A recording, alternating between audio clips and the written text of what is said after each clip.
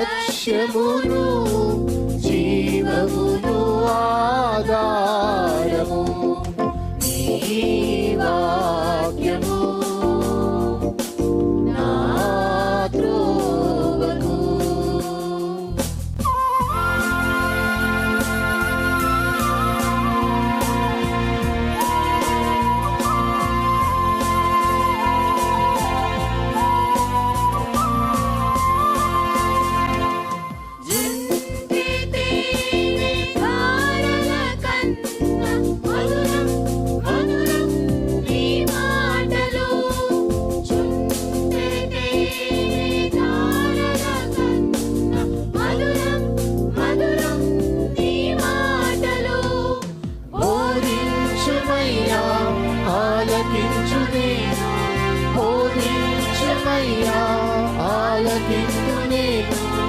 అనుసరింతునయ్యా ఆత్మశక్తితో, అనుసరింతునయ్యా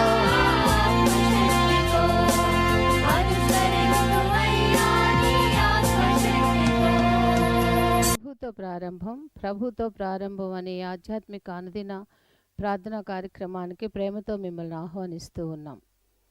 మన జీవితానికి ఆదియు ఆధారమునైనటువంటి ఆ దేవుణ్ణి మొదట మరణించుకున్నట్లయితే ఆ దినమంతయు ఆయన కృపాక్షేమములే మన వెంట వచ్చును. మొదట వేకునే లేవగానే మరి నీతిసూరుడైనటువంటి ఆయనని చూద్దాం, ఆయన మనలనైన స్వరాన్ని మనం విందాం.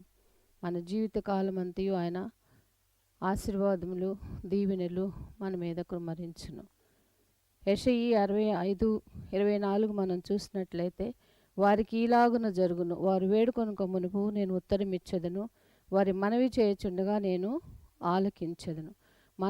మనవి చేయుచుండగానే ఆయన మన మనవిని ఆలకిస్తున్నాడు. కాబట్టి మరి ప్రతి దినము కూడా ఈ యొక్క అనుదిన ఆధ్యాత్మిక కార్యక్రమంలో మనం పాల్గొన్నట్లయితే మన జీవిత కాలం అంతయు కూడా ఆయన మేలులను మనం పొందుకోగలం, ఆ నిత్యరాజ్యంలో వారసులుగా మనము జీవించగలం. రండి, ప్రభుతో ప్రారంభం కార్యక్రమంలో పాల్గొనండి, ఆత్మీయ మేలులు పొందండి. దేవుడు మిమ్మల్ని దీవించండి.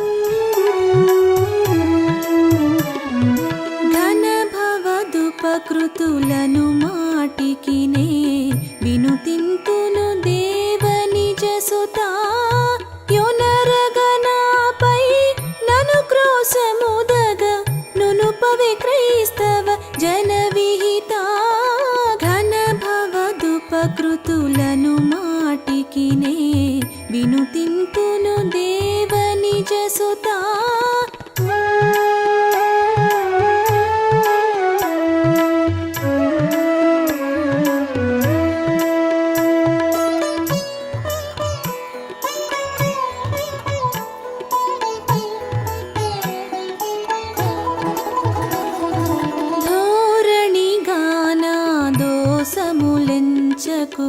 సారెకు నాశ్రిత జనవరదా పారము దప్పిన పాతకు నగునే నారడి వడని కది బిరుదా. ఘన భవదుపకృతులను మాటికినే వినుతింతును దేవని జసుతా.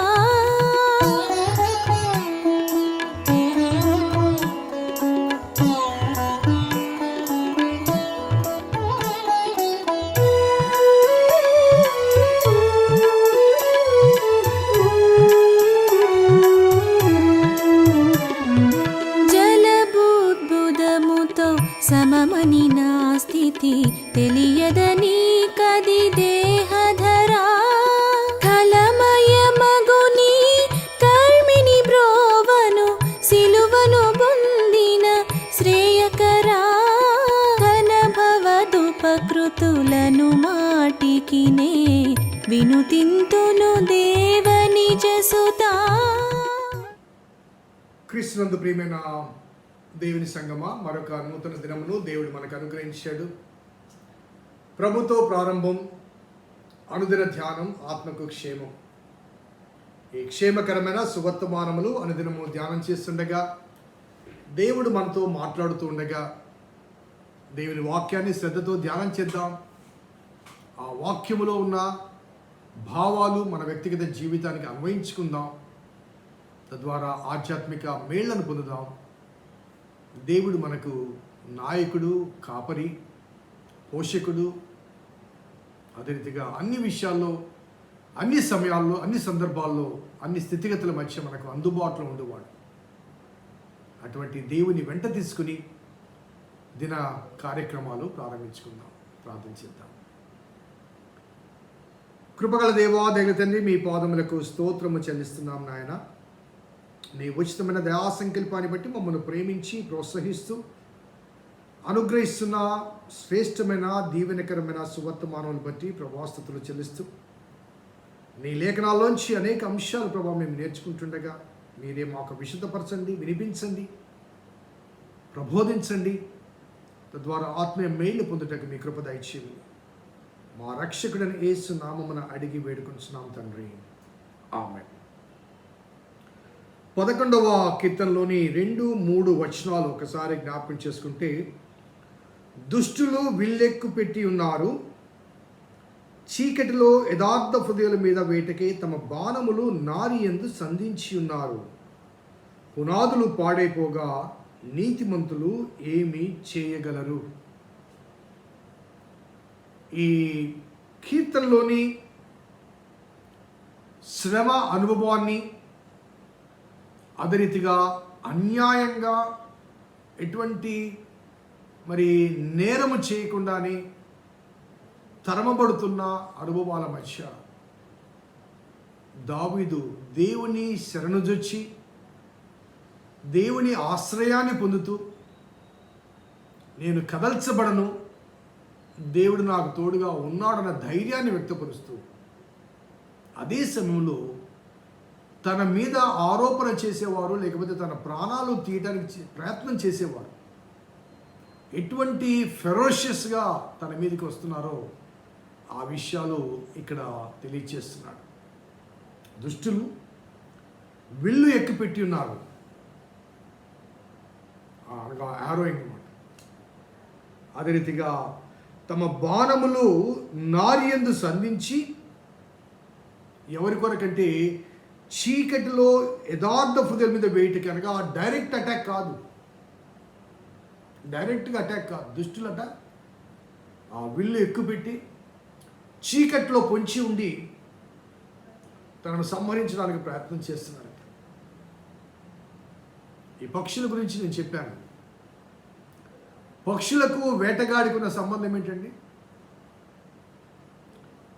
వేటగాడు వచ్చి వల వేస్తాడు, కొన్నిసార్లు బాణాలు వేస్తాడు. సో వేటగాడికి ఈ పక్షికి ఏమైనా వైరుధ్యం ఉందా? వారికి వీరికి మధ్య, అనగా ఈ పక్షులకు వేటగాడికి మధ్య విభేదాలు ఏమైనా ఉన్నాయా? గొడవలు ఉన్నాయా? కొట్లాట్లు ఉన్నాయా? లేకపోతే సౌలు దావీదు వలె ఒకరి స్థానాన్ని మరొకరు ఆక్రమించుకునే ఈ అభద్రతా భావం ఏమైనా ఉందా? సో దావీదు పక్షిని పోల్చుకుని సౌలును ఆ బాణం వేసే వేటగాడితో, విలుకానితో పోల్చుకోవడానికి కారణం అంటే, David knows that he is innocent in divine activity. దేవుని కార్యములో దావీదు పాత్ర, దావీదు వైపు నుంచి ఈజ్ ఇన్నోసెంట్. అది దేవుని ఎన్నిక, దేవుని ప్రణాళిక. దేవుడు సౌలును తృణీకరించాడు.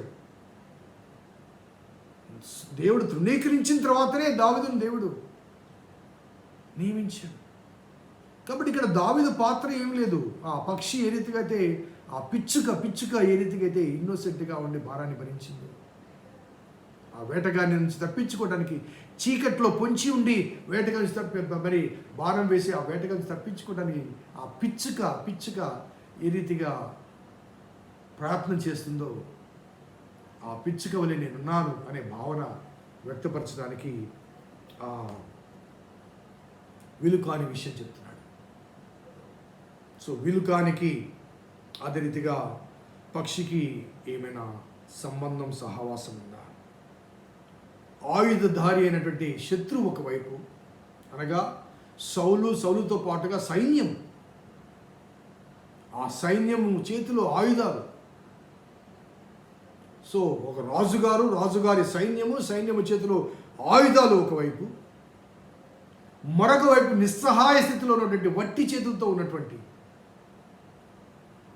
ఏమి ఎరగని ఒక పక్షి వలె, అమాయకపు పక్షి వంటి, పిచ్చుక వంటి దావీదుతో పాటు ఉన్న బలహీనుడైన నిస్సహాయులైన కొందరు అనుచరులు ఒకవైపు. సో తన భావాన్ని తన బాధను వ్యక్తపరుస్తూ, దుష్టుడు ఎంత బలవంతుడో, తాను వ్యక్తిగతంగా ఎటువంటి బలహీనుడో ఆ వాస్తవాన్ని ఆ మాటలో తెలియజేస్తుంది. ఇమ్మీడియట్గా 3వ వచనంలో పునాదులు పాడైపోగా నీతిమంతులు ఏమి చేయగలరు? ఈ వాక్య భాగం నుంచి పండితులు చాలా రీతులుగా వ్యాఖ్యానించారు. నీతిమంతులు ఏమి చేయలేరు అనే భావన, పునాదులు పాడైపోగా నీతిమంతులు ఏమి చేయగలరు అంటూ అక్కడక్కడ వ్యక్తపరిచిన అనుభవాలు కూడా నేను జ్ఞాపకం చేసుకున్నాను. కానీ నాకు తెలిసిన, లేకపోతే నేను గమనించిన, నేను గ్రహించిన, నేను అర్థం చేసుకున్న ఒక భావం ఏంటంటే, అనగా వ్యక్తిగతంగా పర్సనల్గా నేను అర్థం చేసుకున్న భావం ఏంటంటే, పునాదులు పాడైపోయాయి.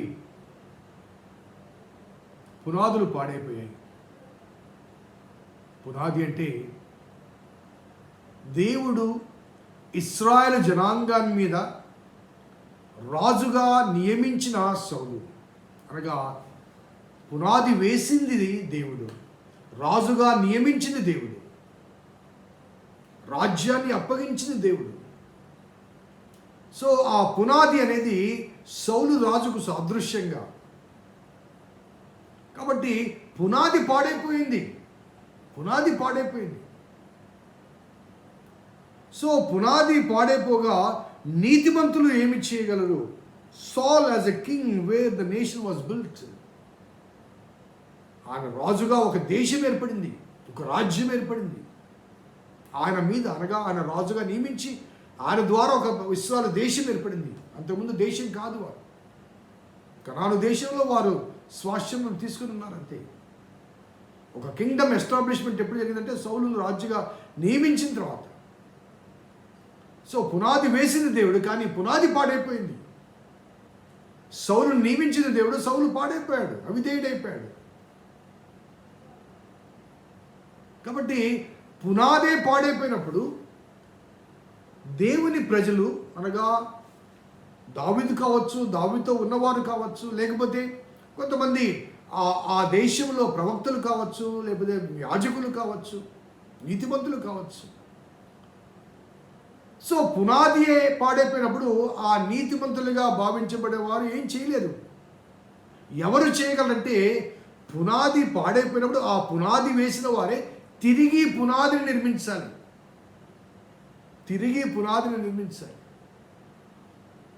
అలా నిర్మించబడకపోతే ఆ పునాది మీద నిర్మించబడే ఆ నిర్మాణం నిలవదు, రాజ్యం నిలవదు, దేశం నిలవదు.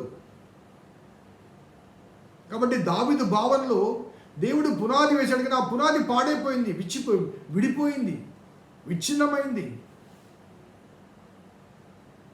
కాబట్టి ఆ పునాదిని తిరిగి ఆ దేవుడే నిర్మించాలి, ఆ దేవుడే పునాది వేయాలి.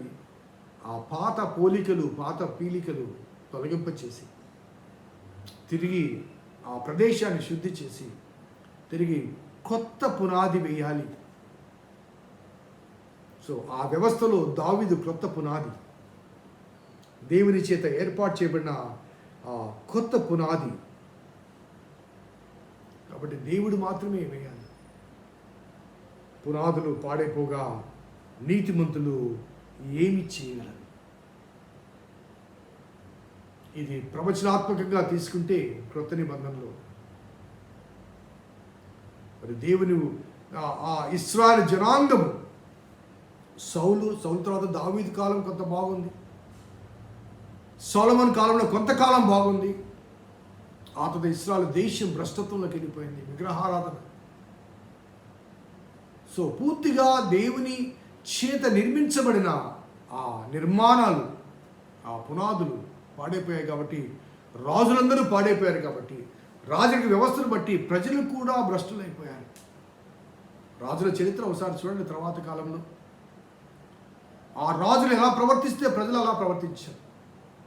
దైవ వ్యతిరేకమైన విధి విధానాలు కలిగి ఉన్న ద్వారా ప్రజలు కూడా అలాగే అనుసరించారు. కాబట్టి పునాది ఎలా ఉంటే నిర్మాణం అలాగే ఉంది. కాబట్టి దేవుడు ఆ పాత పాడైపోయిన ఆ పునాది, ఆ ఇశ్రాయేలు రాజరిక వ్యవస్థను నిర్మూలన చేసి యూదుల రాజుగా దేవుని కుమారుడే దావీదు కుమారుడిగా జన్మించి ఒక నూతన ఫౌండేషన్ వేయడం జరిగింది. యూదుల రాజు, నూతన రాజరిక వ్యవస్థ, నూతన పునాది, నూతన ప్రారంభం యేసుక్రీస్తు ద్వారా మనకు కలిగింది. ఒకసారి కొన్ని రెఫరెన్స్ చూపిస్తాను. మత్తయి సువార్త 16వ అధ్యాయం 18వ వచనం. మరియు నీవు పేతురువు, ఈ బండ మీద నా సంఘమును కట్టుదును, పాతాళలోక ద్వారములు దాని ఎదుట నేరవని నీతో చెప్పుచున్నాను. ఈ బండ మీద అనగా ఈ పునాది మీద, నీవు చూపించిన విశ్వాసం అనే పునాది మీద నేను కడతానంటాడు. A new church, a new kingdom, నూతన రాజ్యం, నూతన రాజ్య ఆవిష్కరణ. అలాగే తిమోతికి రాసిన 2వ పత్రిక 2:19 చూద్దాం.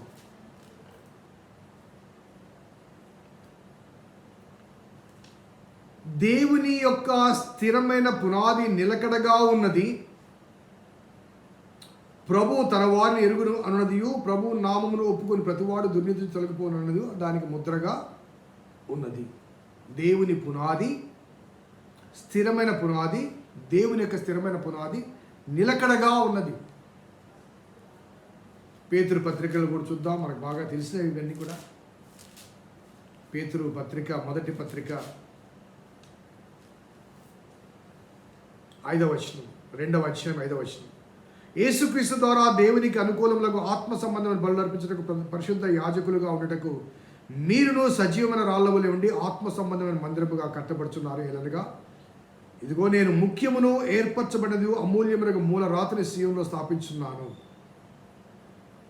అలాగే 7వ వచనంలో, విశ్వసించు మీకు ఆయన అమూల్యమైన వాడు, విశ్వసించని వారైతే ఇల్లు కట్టువారు ఏ రాతి నిషేధించరో అదే మూలకు తలరాయన, అది అడ్డు రాయు అడ్డుబండవు ఆయన.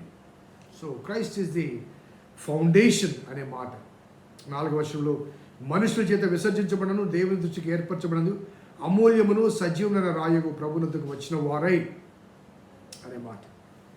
సో క్రీస్తు పునాదిగా మార్చబడ్డాడు. క్రీస్తు మీద విశ్వాసాలు నిర్మించబడ్డారు. క్రైస్తవ సంఘం ఏర్పాటు చేయబడింది. పునాదులు పాడైపోగా నీతిమంతులు ఏమి చేయగలరు? చూస్తూ ఉండగలిగారు. ఆనాటి పాత నిబంధన కాలపు భక్తులు కానీ, ప్రవక్తలు కానీ, యాజకులు కానీ. క్రీస్తు కాలంలో నూతన నిర్మాణానికి నాంది పలకడానికి క్రీస్తే పునాదిగా మార్చబడి, మూలరాయిగా మార్చబడి, తన మీద నూతన నిర్మాణాన్ని ప్రారంభించి, ఆ నూతన నిర్మాణం క్రైస్తవ సంఘం. ఆ నిర్మాణంలో నీవు నేను ఉన్నాం. నిజంగా మనం అదృష్టవంతులం.